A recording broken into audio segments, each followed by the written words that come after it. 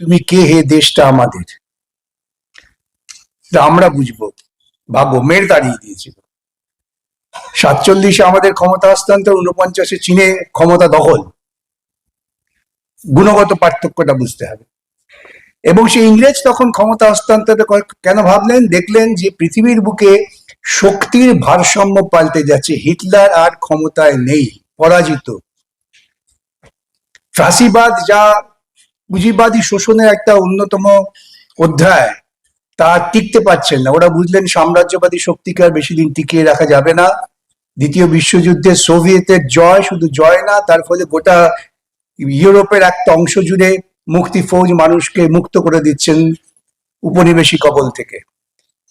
সেই জায়গায় দাঁড়িয়ে ভারতবর্ষের বুকে তারা ক্ষমতা হস্তান্তরের পরিকল্পনা করলেন, এবং সেই পরিকল্পনার পেছনে তারাও একটা বিভাজনের চক্রান্ত করলেন। এটা যেখানেই উপনিবেশ ছিল, প্রত্যেক জায়গায় ইংরেজরা যাওয়ার আগে কিন্তু দেশটাকে বিভাজিত করে দিয়ে গেছেন। বলা হলো যে আমরা তো চলে যাচ্ছি, এতদিন আমাদের শাসন ছিল, তোমরা তো খুব আমাদের বিরুদ্ধে লড়াই করছো, চলে যাচ্ছি। তা আমরা চলে গেলে কি হবে? একদল বললেন যে হ্যাঁ, আমরা তো সংখ্যাগরিষ্ঠ হিন্দু। আমি আজও বুঝি না হিন্দু ধর্ম কি। আমাকে মাফ করবেন, ক্ষমা করবেন, ঢিল ছুটতে পারেন। হিন্দু ধর্ম কি আজও আমি বুঝি না। বেদ বেদান্ত উপনিষদে কোথাও হিন্দু ধর্মের হিন্দু বাক্য পর্যন্ত নেই। তারা বললেন এই হিন্দু ধর্মটা হচ্ছে মনুবাদী দর্শন, যে আমরা সংখ্যাগরিষ্ঠ, অতএব আমরাই শাসন করব আর সবাইকে আমাদের অধীন হয়ে থাকতে হবে। ভারতবর্ষের বুকে জনসংখ্যার বিন্যাসে ওই তথাকথিত হিন্দুর পরেই ছিল তথাকথিত ইসলামী। তাদের সংখ্যাটাও কম ছিল না। তার নেতা ছিলেন একজন প্রখ্যাত আইনজীবী,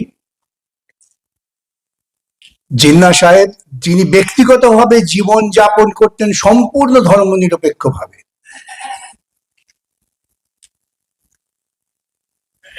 তিনি তার গোষ্ঠীর নেতা হয়ে, তারা যারা মৌলবাদী, তারা মনে করলেন যে আরে এরা যদি ইংরেজ চলে যায় তাহলে তো ওই ব্রাহ্মণদের খপ্পরে আমাদের পড়তে হবে, তাহলে আমাদের কি হবে?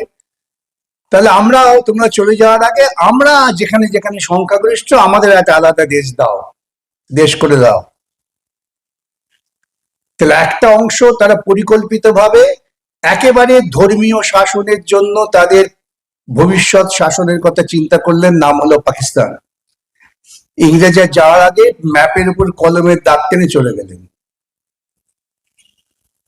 সেটাকে কার্যকর করার জন্য আরএসএস এবং মুসলিম লীগ উভয়ই উদ্যোগ নিয়ে ব্যাপক দাঙ্গা করলেন। লক্ষ লক্ষ মানুষকে খুন করা হলো, শুধুমাত্র লক্ষ্য যে বিভাজনটাকে সম্পূর্ণ করার জন্য। কেন? তখন যে সমস্ত এই স্ট্রাকচার রিলিজিয়নের মধ্যেও যারা উদারপন্থী ছিলেন, সে হিন্দু বলুন মুসলিম বলুন, তারা চাইছিলেন ভারতবর্ষ ঐক্যবদ্ধ থাক। বহু মুসলিম নেতা, তারা মুসলিম লীগের ওই চিন্তার বিরুদ্ধে প্রবল লড়াই করেছেন।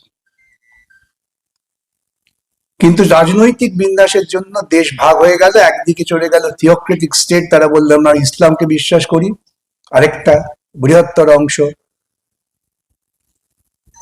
তারা কিরকম হবে, কিভাবে দেশ পরিচালনা করা হবে?